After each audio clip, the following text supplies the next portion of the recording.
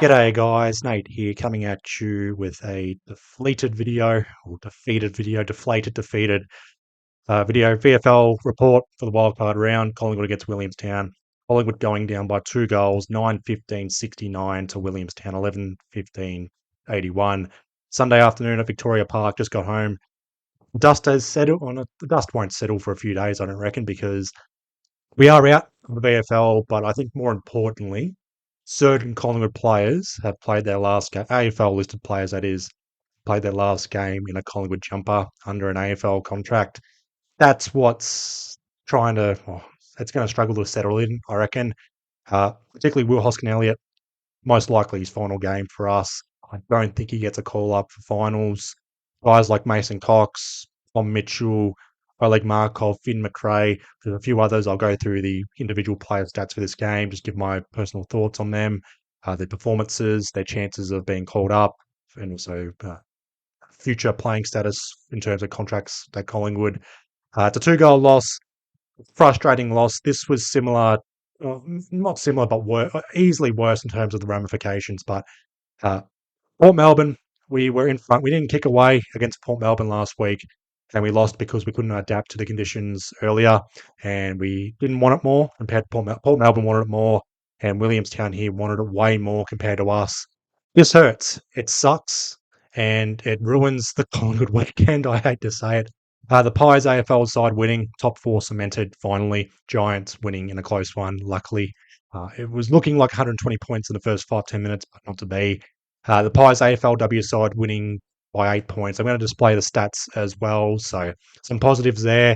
They played at Victoria Park. They won. They had a tough contest. They won it in the final quarter. Collingwood leading at 3-quarter time, and then just Williamstown kicking away, kicking 3 goals to zip in the final quarter. They didn't really adjust, but they adapted, I guess, somewhat to the conditions better. We stunk it up. We shit the bed. Let's just be real. We shit the bed. We've cost ourselves a final spot. This was technically a game to get into finals. I thought this was finals, but fuck me. I don't know. We're out. Collingwood is officially out, losing by 2 goals. Now, this is going to be a little bit different because I don't want to be reactive and be, I guess, overly emotional and whatnot, or just overly negative. Were there any positives? Sure. I'll try and mention the VFL listed players, guys like Ben Bolfo, Brady Gray, Sam Glover playing well for the most part.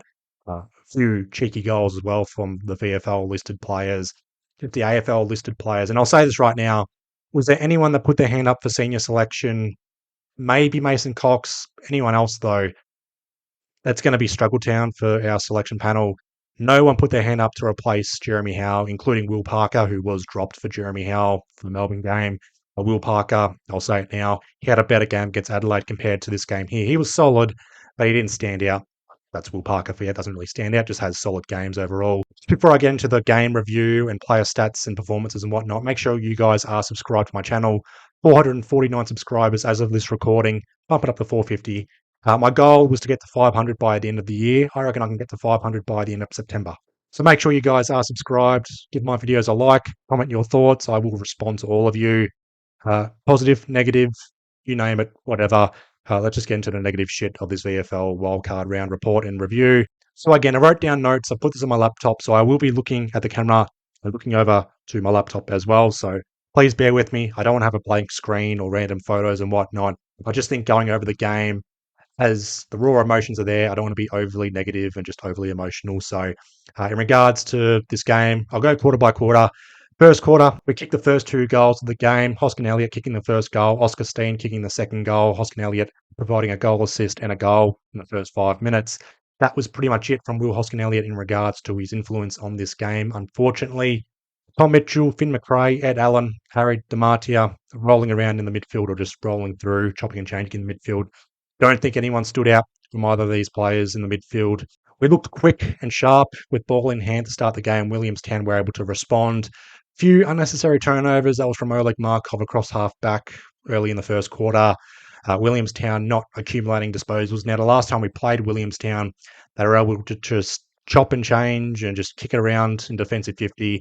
We were able to kick a 9-goal quarter in the second quarter last time we played them because we forced a turnover. Wasn't the case here. Williamstown brought a different game plan here. They bombed it long from half back the forward half, and they were able to take that quick mark or the contested mark, quick transition, got the goals at the back door. We were able to adjust and lock down from that point. Will Hayes was lively in the first quarter, a few missed opportunities, however.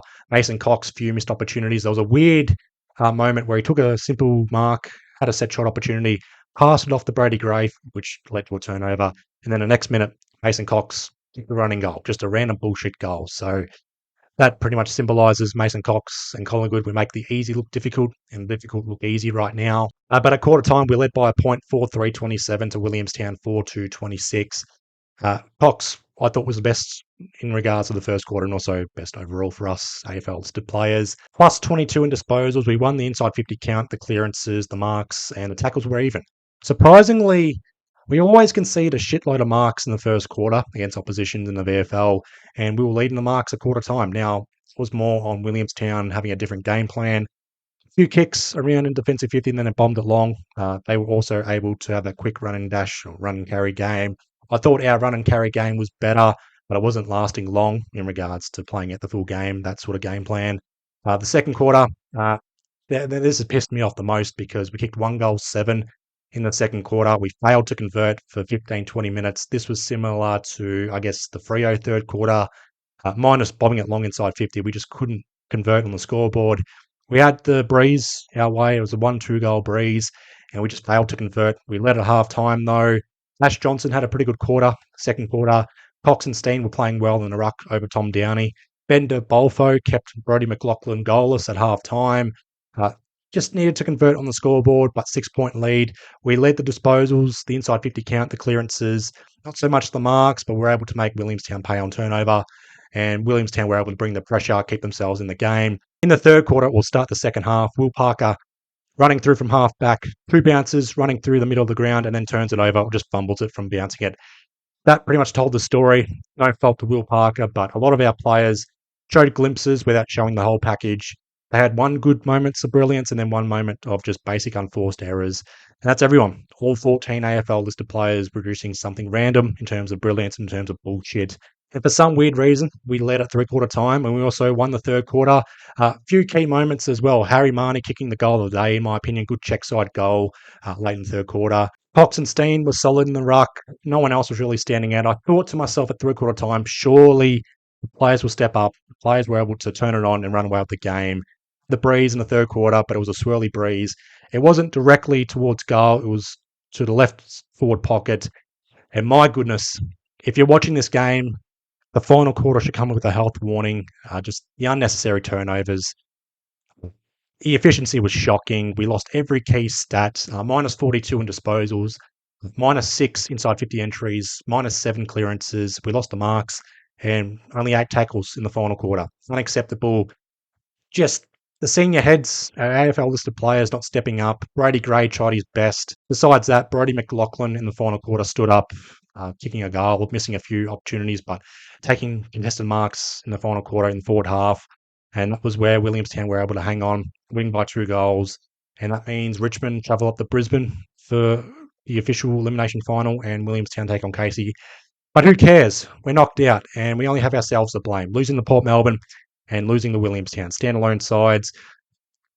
Big opportunity missed to guarantee top 6, maybe even top 4. But yeah, it's raw, it's real, it's negative, it's emotional, I guess. But yeah, we're out of the VFL season. And it's going to make senior selection a little bit tricky in regards to player performances. Guys like Mason Cox, Tom Mitchell, Markov, Ed Allen, Finn McRae, and other guys as well who can't put their hands up for senior selection based off performances. So they're going to have to rely on injuries. Jeremy Howe out until the prelim, and I don't think Charlie Dean's getting called up at all. Joel Cochran played a better game here compared to him. Bolfo played a better game. Glover played a better game. Yeah, disappointing. Just in regards to the 14 AFL listed players, I'll start off with players rated from best performances to the worst in terms of AFL fantasy points. Mason Cox, 30 hitouts, 12 disposals, 3 contested marks and a goal. Bit unlucky with the umpiring going against him in ruck contest. Mason Cox putting his hand up yet again. He'll likely remain the emergency. Maybe we do a positional switch with McStay down back, or we go extra tall up forward. Who knows? Or watch his space, yada, yada, yada. Tim McRae, 23 disposals, 9 clearances, 4 tackles, 5 score involvements, and 7 inside 50 entries. Had a good final quarter, but I'm afraid to say it. I reckon this will be it for Finn Macrae. I don't think he gets a lifeline at Collingwood. I think St Kilda will pick him up as a delisted free agent. Solid performances in the VFL this season upon return from his shoulder injury. Injury impacted season for him. He's too good for the VFL, not good enough for AFL level so far. With an AFL pre-season next year at St Kilda, most likely. Again, it's all St Kilda talking, whatnot, but Finn Macrae should get a lifeline. Unfortunately, I think he'll get delisted at Collingwood. Ed Allen, 22 disposals, only at 40% disposal efficiency. Few moments in the final quarter made me sick to my stomach.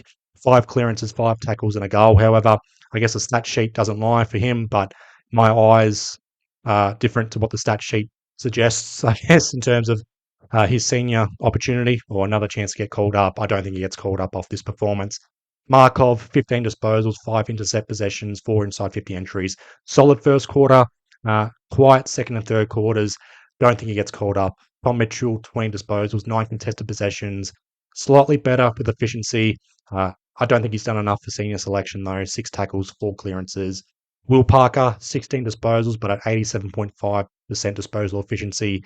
4 intercepts and 3 inside 50 entries. Again, that's solid. Charlie Dean, 14 disposals, 5 marks, and 3 intercept possessions. Forget it. Having a bit of a mare in that final quarter. Didn't step up when it mattered, and I think he's played his last game for Collingwood. Joel Cochran, 12 disposals, 7 intercept possessions, and 3 tackles. Solid first-year player. The best of the first-year players for Collingwood here. That's about it from Joel Cochran. We just got to find out what his position is going to be for next year. It has to be cemented, whether it's down back or as a wingman. I'm not too sure what his position is at the end of this season, so we've got to figure that out. A solid pre-season for him. I think he'll be the goods next year. Oscar Steen, solid in the ruck, 21 hitouts, 7 disposals, 2 clearances, and an early goal.